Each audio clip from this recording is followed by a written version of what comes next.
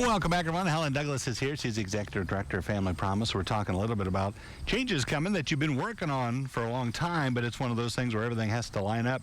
Explain, if you could, now we talk about a rotational system where you're helping the folks you serve, the clients, various churches are involved, but you're trying to get that to a neutral site if you can. Explain how it works now. Okay, so right now we're in a rotational model. Yeah. And that is once a week we will take a family to a new host church.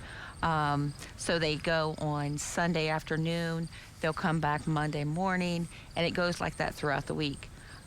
We found that while that has worked for the last 12 years, COVID kind of put a new light on things. Yeah. And we had to stop and really take another look at how we are doing things.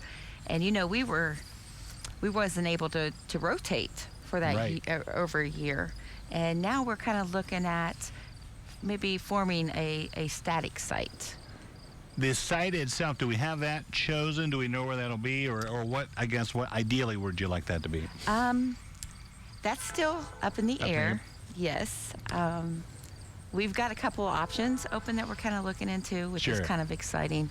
But the main thing about having a static site is the kids. Sure. You know, they're 9 times out of 10, they've been bouncing around Right. before they came to us.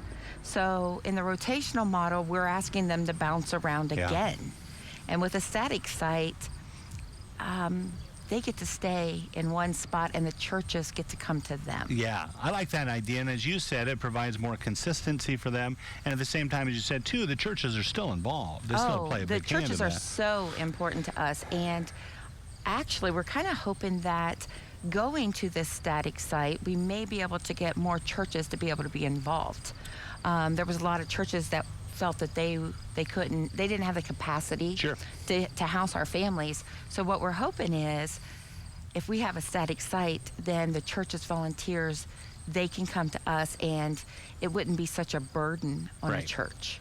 How big is that, too, if you have a static site and they can stay there for some time? Because the idea is you're trying to get them back into their own home and their own life and their own stability. I would think Yeah. that's a good model of what you would like to see them years down the road. It opens up a lot more options for programming. Sure. Because a lot of times, you know, if they're working through the day, by the time they get back to the center, we're busing them off to another church. Right. And this way, we can do a lot of our programming in the evenings and to be able to include the whole family in Yeah. that situation. Is there a timeline where you'd like to have that all set up and the changeover? Because it takes there's a lot of things that got to happen, obviously, for that Yes, to work. I can say that we are on our way. Yeah, well on our way, Yeah, right? yeah. Well, I'm sure the pandemic, as you said, slowed things down. It showed the need, but it probably also slowed things down, I would It assume. did, Yeah.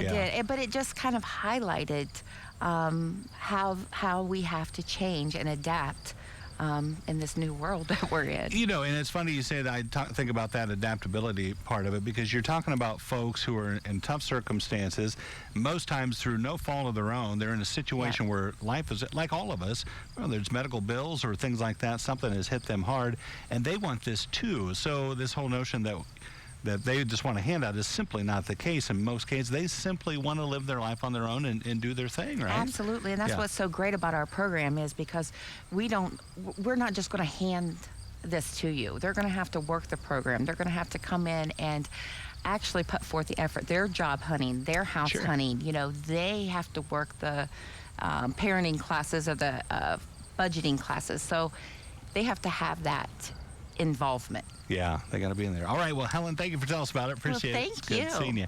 Don't go away. Medical news coming up next on Noon Edition.